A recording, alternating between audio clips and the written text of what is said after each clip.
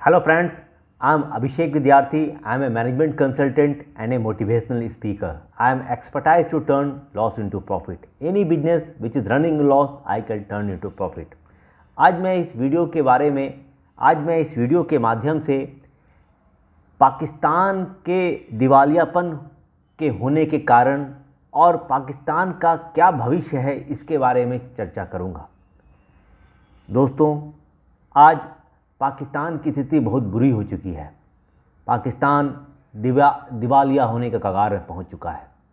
पाकिस्तान के पास इतने भी विदेशी मुद्रा नहीं है कि वो 1 या 2 महीना से अधिक का समय तक वो अपने सामान या अपने आवश्यकताओं को पूर्ति कर सके। पाकिस्तान की स्थिति बहुत दयनीय है। वहाँ पर कीमतों के सभी पदार्थों के दाम बढ़ रहे हैं। महंगाई दर बहुत तेज़ी से बढ़ चुकी है। पूरी जनता त्राहिमाम है।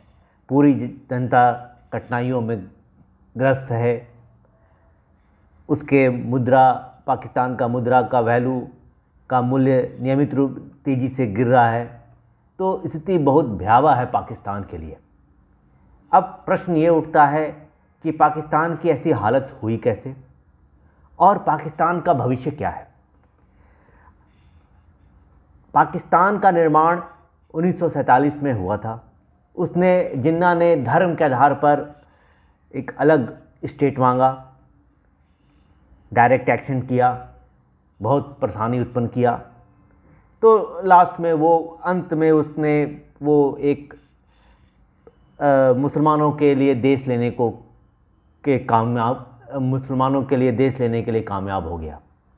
यह भारत के लिए एक दुखद घटना थी क्योंकि काफ़ी शरणार्थी यहाँ पर आ गए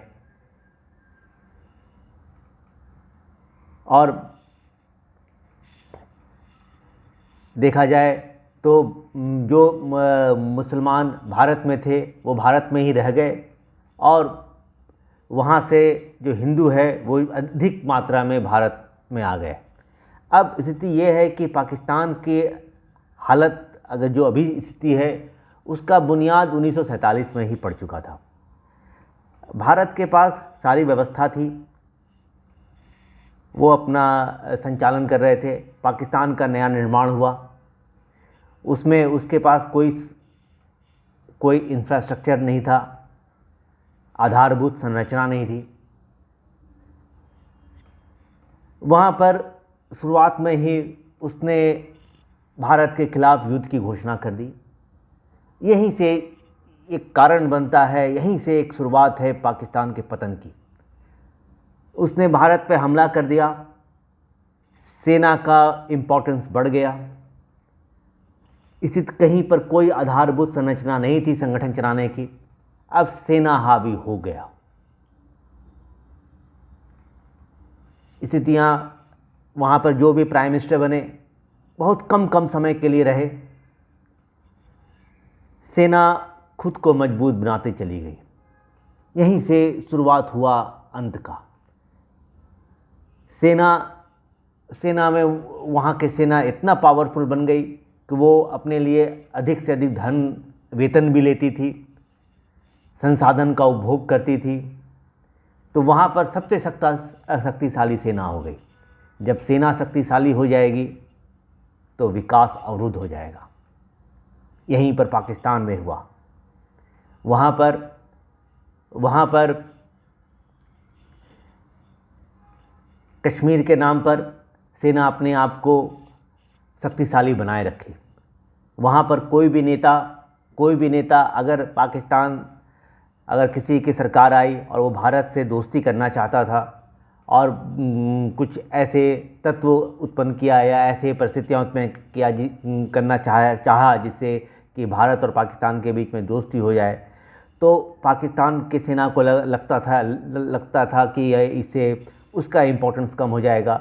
वो जितना 1,000 करोड़ की संपत्ति बना लिए हैं वो ख़त्म हो जाएगा और वो कभी भारत और पाकिस्तान के बीच में मैत्रीपूर्ण संबंध को स्थापित करने नहीं दिया और सदैव भय का वातावरण बनाए रखा और खुद को मजबूत बनाए रखा। पाकिस्तान की सेना ने वहाँ के उद्योग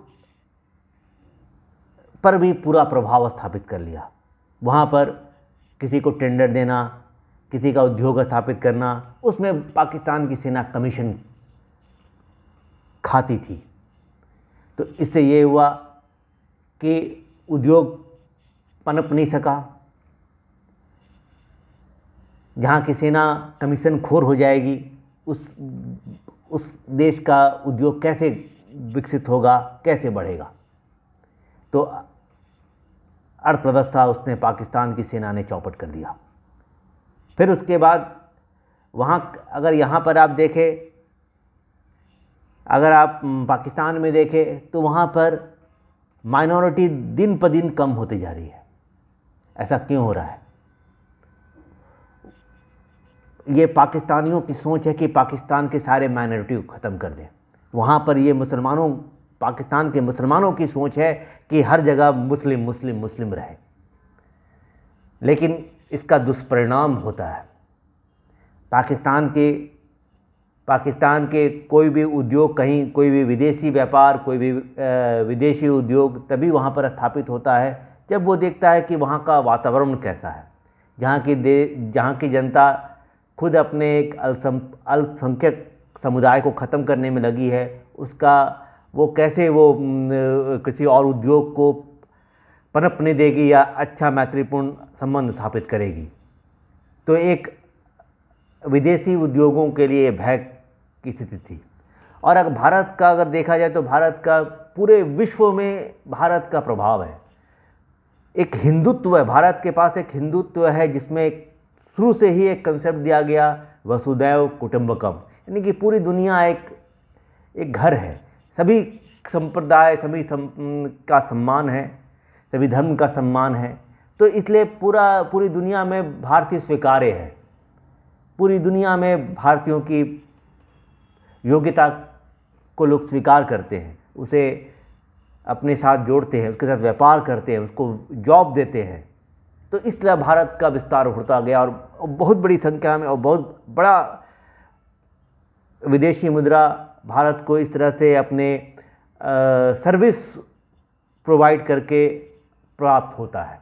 लेकिन पाकिस्तान में कुछ भी नहीं। और धीरे धीरे और पाकिस्तान सभी मुल्कों के लिए मोहरा बन गया। कभी अमेरिका के लिए काम कर रहा है, वहाँ पर जिहादी भेज रहा है अफ़गानिस्तान, कभी उसके लिए लड़ रहा है, लास्ट में सब अंत में सारे राष्ट्र के लिए वो एक सरदर्द बन गया। सब राष्ट्रों ने उसका उपयोग किया, लेकिन उसका जब अब सब लोगों का काम खत्म हो गया तो उस राष्ट्र को ऐसे ही छोड़ दिया। तो अब है कि ये स्थिति है कि अब पाकिस्तान का क्या होगा।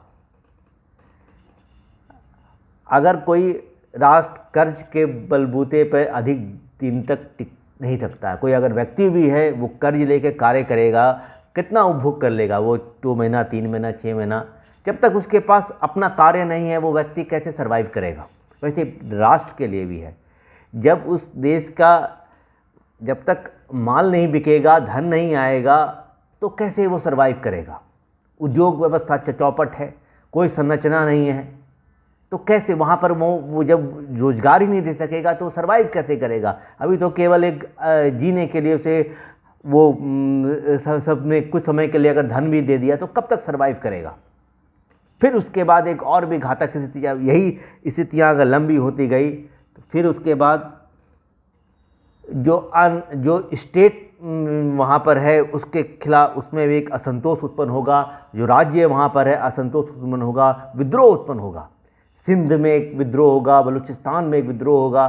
तो एक पाकिस्तान के लिए अब खतरे की घंटी है, पाकिस्तान टूटने के कगार में पहुंच सकता है।